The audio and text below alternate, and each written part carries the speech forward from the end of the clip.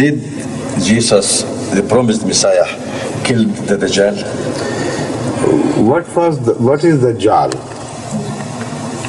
First define that, then we will see whether he killed or not. And again, we must find out whether the killing of the Dajjal is in one stroke, or is it a process, long process of fight against the Dajjal and ultimate victory over him. So, with reference to the answer of these two questions which I have myself raised, I'll answer your question now. You see, if you take the Dajjal to mean literally, as these ulama of today do, like they understand the word Qiyamah and Sa literally, everything they understand is just literal. Then the meaning will be very, very different. Then the Dajjal would be a very tall person, human being.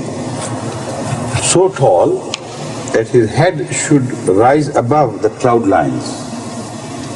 And the clouds sometimes are miles and miles above the surface. So that man must be so tall that in the case of the clouds which are so far removed, deep into the heaven, his head would still jut out of the clouds. And that man, of course, would be very heavy. How could he travel?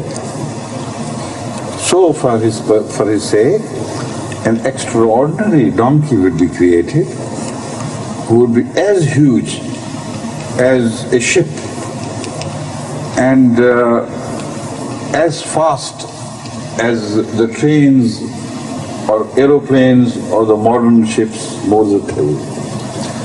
So these ulama who insist on the word Dajjal to apply literally to a human being, they also, of course, consistently with their own thinking, insist that the word donkey should be fulfilled literally,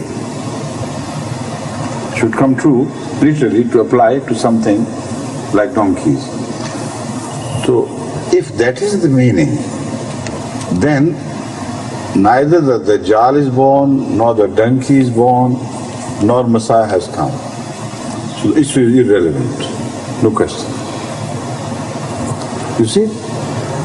It's as simple as that. First answer this part and then I'll turn to the other. Right. But we understand these prophecies metaphorically, not literally. And as such, we can begin to show you that the process has already started. You see, the Dajjal is, in fact, applies to a people, a huge people, very powerful people who will be the greatest enemies of Islam. And they have been explained with reference to certain signs which will apply to them as well as to the mode of travels which they will invent and use to conquer the world. Now, number one, the Dajjal is mentioned to have one eye. Left eye will be big and bright. It will be able to see deep into the earth. And the right eye will be blind. Tallness means his influence. So when sometimes a single person is shown as a leader, it applies to the whole people. This is the meaning of dreams. This also is the method how we should interpret the great spiritual visions. So from that we understand that Hazrat Muhammad Rasul Kareem sallallahu alaihi wasallam was shown in that vision not one single person, but a great people, so tall in their stature that they would dominate the whole world and nobody will be able to destroy them physically. And their right eye would be blind. Religious-wise, they will not be able to see.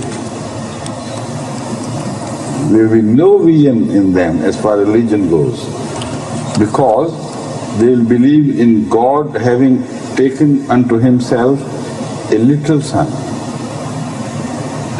this is their blindness. But as far as their worldly insight and sight is concerned, they will achieve great things. They'll see deep underneath the surfaces. You see, all the Arab oil is a witness to this fact. That this was unearthed by them, by the Dajjal, and all the hidden treasures of the world have been mapped now clearly, because they can see underneath through those highly developed instruments, scientific instruments, which they themselves invented. So this is the meaning of the one eye being blind and the other eye being more than sharp, much sharper than the other human eyes. Now this also has been mentioned in Surah Kaf in the end, and that prophecy applicable to the future has got fulfilled in the case of Dajjal. That is why I believe that all that Hazrat Rasul Kareem Sallallahu Alaihi Wasallam said, what he said with reference to the Quran, nothing from himself.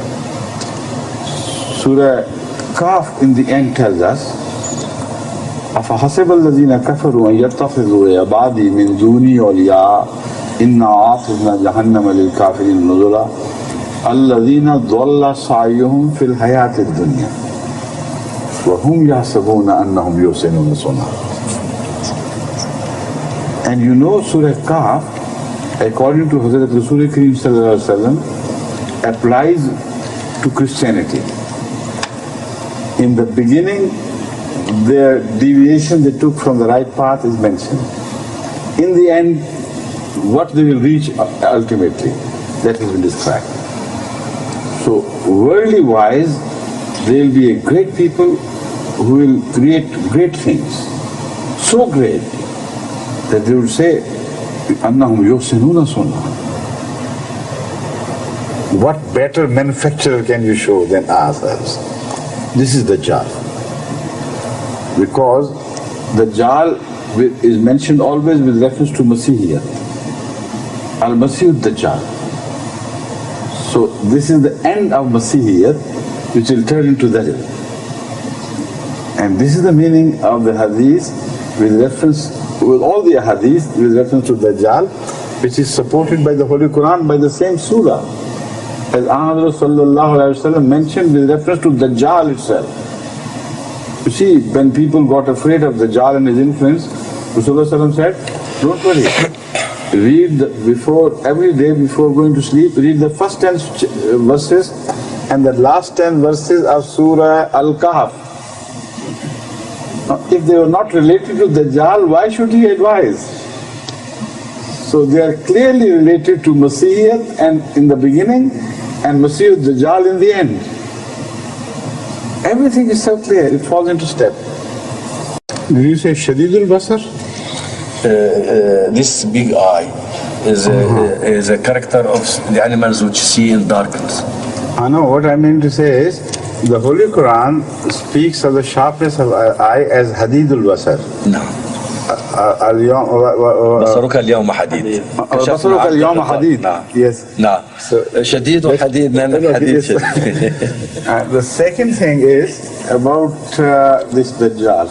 Now Rasulullah tells us that if you are afraid of Dajjal, read the first 10 and the last 10 verses. And no single person is mentioned there. It's a people. The people are mentioned. It's a people against whom he warns us. So the interpretation is made by him himself. Don't understand Dajjal to mean a single person. They are a people who are mentioned in the first verses and the last verses. Now about killing of Dajjal. Those people who think that this Dajjal will be killed by sword, they are wrong.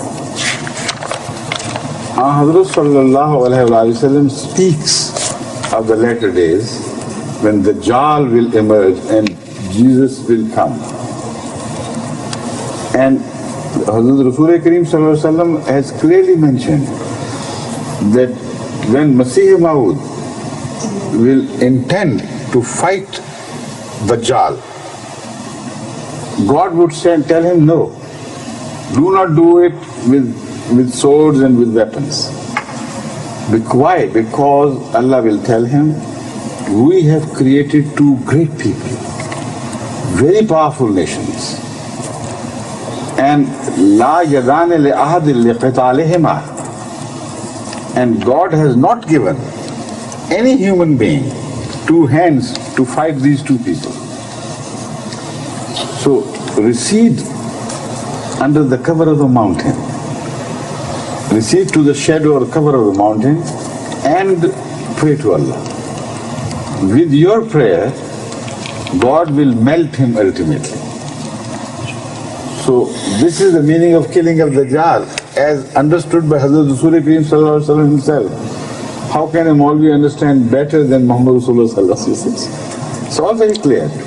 And that is what has started. I'll speak of another thing later on, please. Now, another very interesting thing emerges from this. That the Dajjal is not one person. The Dajjal is a great people divided into two parts. Two great parts. The bourgeois and the proletariat. The capitalist and the communist. So it is the Christian world which got divided into two parts. Fascinating, how clearly Allah had told everything to Hazrat Muhammad Rasulullah that Dajjal will be found in the form of two great powers, but both emerging from Christianity.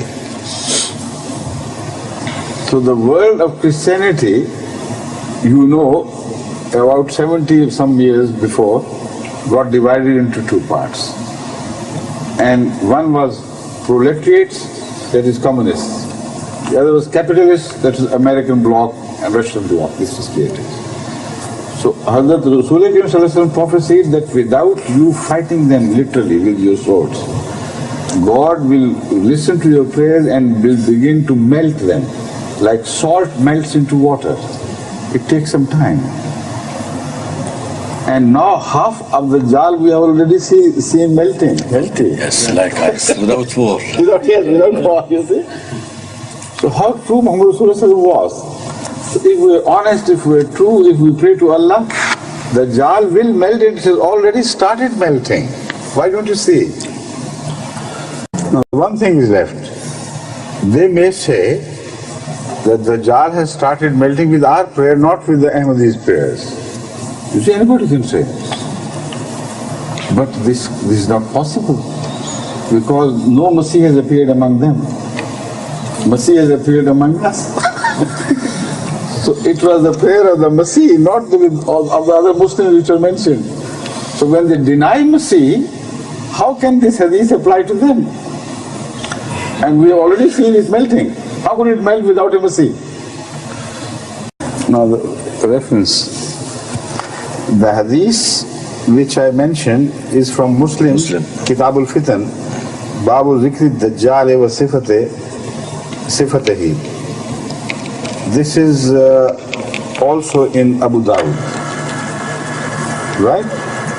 Now the words which I said is Oha Allah Ta'ala ila Isa inni qad akhrajtu ibadan li La yadane li ahadim bi qitalihim.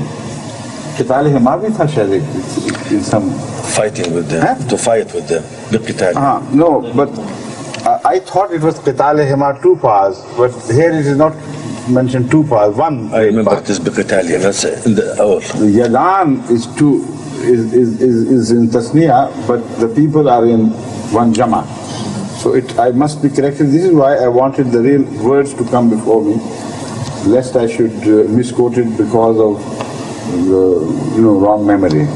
So I quote this now exactly from this hadith.